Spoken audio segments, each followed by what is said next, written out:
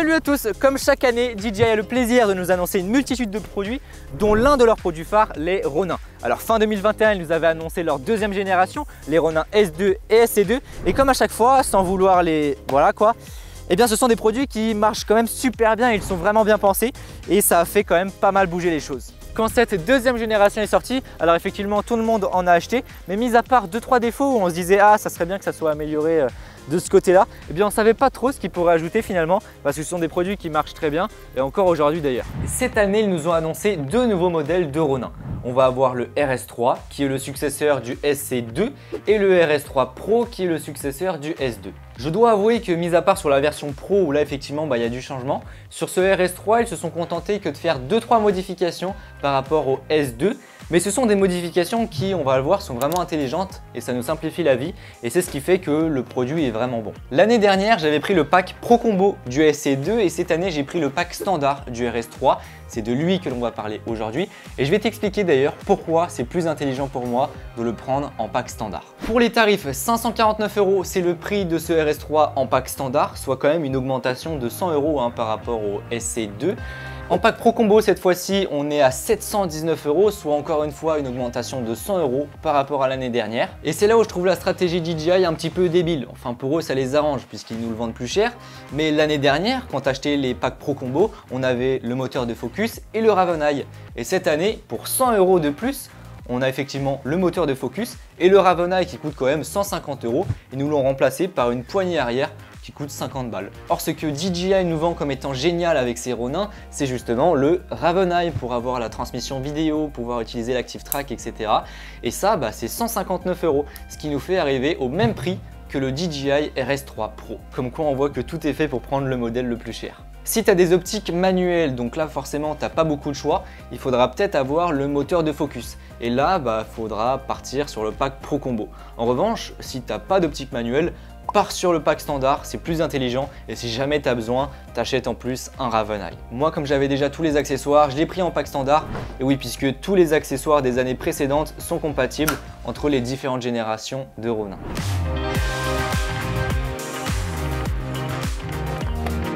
La nacelle, alors déjà à première vue c'est quand même super bien fini, voilà, tout est en métal, mis à part les petits caches moteurs qui sont en plastique, tout s'emboîte bien, tout coulisse bien, voilà, c'est du super beau matos franchement. Il reste quand même super stylé je trouve, avec les petits liserés rouges. J'adore. La batterie, la voici, c'est la même que sur le S2, donc a priori on pourrait les interchanger pour pouvoir utiliser les anciens modèles. Mais voilà, on retrouve toujours le petit indicateur de batterie, la prise USB-C pour pouvoir la recharger indépendamment de la nacelle. Et sinon au niveau du grip, ça reste très bon. Le trépied, eh bien c'est le même que sur les versions précédentes. Ce qu'il faut savoir, c'est que effectivement le mien est en métal parce que j'ai gardé mon ancien. Mais maintenant, il livre sur les nouvelles versions des pieds en plastique, que ce soit sur les packs standards et les packs Pro Combo. Alors les pieds, à voir ce que ça donne sur le long terme, mais ça marche très bien. Mais voilà, c'est un petit peu dommage qu'ils ne donnent pas des pieds en métal, ça reste quand même beaucoup plus propre. Ce RS3, il pèse 1,3 kg, c'est un tout petit peu moins que le SC2, mais c'est surtout que la batterie est maintenant interchangeable. Ça, c'est beaucoup plus simple si tu veux le transporter dans un sac et c'est surtout beaucoup plus pratique pour pouvoir mettre la batterie en charge. La nacelle, c'est ici où il va y avoir le plus de nouveautés comparé au SC2, puisque cette nacelle reprend le même design que le S2, sauf que l'on est sur de l'aluminium et non pas sur du carbone comme sur les versions Pro. C'est-à-dire, dans un premier temps, on va retrouver une petite molette pour pouvoir avancer et reculer la plate et donc pouvoir régler très précisément l'axe du tilt. Et on a aussi la possibilité d'enlever toute la partie du bas pour pouvoir mettre une autre fixation et ainsi filmer au format portrait. Les vis de serrage, eh bien justement, on n'est plus sur des vis comme le SC2, c'était ridicule. Maintenant, on est sur des loquets, donc c'est beaucoup plus simple de loquer les axes, d'autant plus qu'ils coulissent beaucoup mieux. Et autre grosse nouveauté, c'est maintenant les lock moteurs qui sont automatiques. Alors déjà, dans un premier temps, les lock moteurs, ils sont beaucoup plus accessibles, ils sont mieux positionnés, donc ça c'est beaucoup plus pratique. Et donc ils sont aussi maintenant automatiques. Donc là, boum, je mets ma caméra, je le sors de veille, les moteurs ils se déloquent et je suis prêt à l'utiliser. Malgré le fait qu'il soit automatique, il reste aussi manuel. Donc tu peux très bien les utiliser pour faire ton équilibrage. Donc là, le Ronin est éteint. Je l'allume, les moteurs vont se déloquer. Caméra is connected, tu peux voir que c'est vraiment instantané. Donc là, je peux faire mes petits plans, shooter, etc. Et puis là, imaginons que j'ai envie d'aller 20 mètres plus loin pour faire 2-3 plans. Et bien au lieu de le trimballer comme ça, j'appuie sur veille. les moteurs vont se lock, comme ça je peux l'attraper par ici. C'est beaucoup plus pratique et hop, on change de spot. Concernant la charge maximum, on reste toujours sur 3,5 kg et ça reste très bien, hein. Les moteurs sont très coupleux, donc pour la plupart des setups, il n'y aura aucun problème. Ce n'est que sur la version Pro, donc le RS3 Pro, où effectivement, on pourra embarquer des caméras plus grosses. On a du nouveau sur la stabilisation. DJI annonce son nouvel algorithme avec une amélioration de 20%. Alors c'est pas extraordinaire, mais effectivement, j'ai trouvé que c'était bien meilleur, enfin bien meilleur. C'est meilleur. Quand on fait des POI, des orbites, ça va être beaucoup plus smooth. Tu sais, on va avoir moins d'à-coups comme on pouvait retrouver sur les générations précédentes. Alors attention aussi, il faut savoir utiliser un stabilisateur, un Ronin. C'est pas quelque chose qui va révolutionner tes plans. Si tu es nul à la base, ça va pas faire des miracles. Sur le manche, il reprend à quelques détails près le même design que le RS2. Donc on va avoir un écran tactile de 1,8 pouces qui franchement, je le trouve génial cet écran. Déjà il est lumineux et le tactile répond super bien comme sur l'Osmo Action 2. C'est génial, donc en fait tu n'as plus besoin de ton téléphone. Si tu veux faire du time-lapse, du track, gérer les paramètres de la nacelle, etc. Tout se fait sur l'écran. Et sur le côté, on a l'arrivée d'un nouveau petit switch qui nous permet de changer de mode. Donc entre pan and tilt follow ou pan follow et les modes FPV, 3D Roll 360, etc. Ça paraît gadget, mais au final, après 2 semaines d'utilisation quotidienne, je te jure que en vrai, c'est vraiment pratique. Et donc pour ceux qui se demandent à quoi sert maintenant le bouton M, tu peux gérer ça dans les paramètres et ça te permet soit de locker l'écran, soit de prendre une photo. Et maintenant la plus grosse nouveauté, voilà, on n'a plus besoin maintenant de câble entre le boîtier et la nacelle, tout se passe en Bluetooth si ta caméra est compatible. Donc là mon gimbal il est éteint, mon boîtier il peut être en veille, ça marche aussi.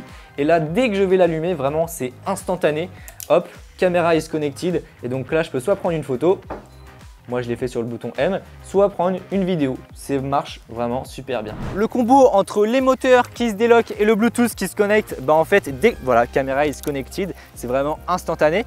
Et bien sur les tournages où tu as besoin d'être réactif, etc., c'est vraiment pas négligeable, ça permet de gagner du temps. Et le fait de pouvoir le mettre en veille, retirer sa caméra, faire des plans à main levée, ensuite tu remets ta caméra sur le Ronin, tu n'as rien à toucher, tu refais pas l'équilibrage, tu n'as rien à brancher, etc. Ça permet de gagner du temps, c'est beaucoup plus agréable. En revanche, si tu veux utiliser les fonctions molette pour pouvoir régler ta mise au point, l'ouverture, si tu l'as réglé dessus, les ISO, etc., et bien là, tu seras obligé de brancher ta caméra à la nacelle avec un câble. Concernant le Raveneye, bien sûr, il est compatible. Tu pourras directement l'installer sur le dessous de la nacelle et ça va te permettre d'avoir un retour image sur ton téléphone et surtout d'utiliser l'Active Track. Alors malheureusement, pour sélectionner un sujet et utiliser l'Active Track, tu seras obligé de passer par le téléphone. Ça reste une exclusivité aux versions Pro où là pour le coup, tu peux sélectionner ton sujet directement sur l'écran du Ronin. On est parti pour les tests, je vais quand même te faire une petite démo et là tu vas voir à quel point c'est rapide. C'est que hop, je prends mon Ronin, je le déplie, je mets mon boîtier. Alors d'habitude j'utilise l'A7 IV qui me filme actuellement avec le Sigma Art 2470. Je mets la plate, je verrouille et là j'allume. Hop, ça va se déloquer, Bluetooth is connected, je suis prêt à filmer. Hop, on peut shooter. Tu peux gérer la vitesse des moteurs directement depuis l'écran. Tu peux faire des petites scènes. Bon, ça c'était déjà sur l'application, mais l'avoir sur l'écran c'est quand même un vrai bonus. Tu peux faire des time-lapse, du track, du panorama. Panorama, je l'ai utilisé, c'est vraiment super pratique. L'écran tactile, il est vraiment hyper bon. Déjà, on est en plein soleil et il est vraiment lumineux, hein, je le vois sans problème. Sur l'écran tactile, ça te permet de voir quel axe est mal équilibré, où ça force. Si tu veux faire un autotune, c'est hyper simple et rapide. Les moteurs, bon ça on avait déjà l'habitude depuis les précédentes générations, ils sont hyper coupleux. Il n'y a pas de souci là-dessus au niveau des setups que tu peux embarquer. Moi comme je te l'ai dit, je mets un A7 IV et un 2470. C'est quand même un gros bébé hein, cet objectif là et ça passe sans problème. Généralement je l'équilibre à 24 mm mais parfois je passe à 35. Il n'y a aucun souci d'équilibrage, je ne suis pas obligé de le refaire. Bon bah bilan, franchement ce Ronin j'en suis super content. Ce que je cherchais quand je l'ai acheté, c'est déjà d'avoir quelque chose de beaucoup plus compact. Parce que bah, avec le SC2, on ne se rend pas compte, mais en fait c'est super chiant à transporter parce que c'est un gros truc carré et à transporter dans un sac c'est super chiant. Avec ce RS3, il n'y a aucun problème, ça se démonte, tu peux caser ça où tu veux dans ton sac. Si tu as un RSC2, ça vaut peut-être vraiment le coup de partir sur ce modèle parce qu'effectivement, il est beaucoup plus pratique à utiliser, c'est plus polyvalent, etc. En revanche, si tu as un S2, je ne te conseille pas forcément de partir sur ce RS3, mais plutôt directement sur le RS3 Pro qui est clairement la suite logique. Voilà donc finalement ce Ronin, j'ai juste 2-3 regrets, notamment l'Active Track sur l'écran, ça aurait été vraiment génial Après, on peut comprendre DJI qu'ils veulent séparer les gammes. Sur ce, je te mets tous les liens en description. Si cette vidéo t'a plu, n'hésite pas à mettre un pouce bleu, à t'abonner si tu souhaites en voir plus, tu as des questions, c'est dans les commentaires. N'hésite pas à me suivre sur Instagram et à partager cette vidéo, ça me soutient vraiment, surtout pour ce genre de test où ça met vraiment beaucoup de temps à faire. Et surtout, on se retrouve pour une prochaine vidéo. Allez, salut! Salut à tous! Aujourd'hui, on teste un nouveau modèle de caméra chasse. Pour ceux qui me suivent depuis un moment sur ma chaîne, moi je teste généralement des caméras type moyenne gamme, haut de gamme, aux alentours des 80 à 120 € au grand maximum. Sauf que pour les personnes qui n'ont pas les moyens ou qui aimeraient juste commencer, eh bien ça fait peut-être un petit peu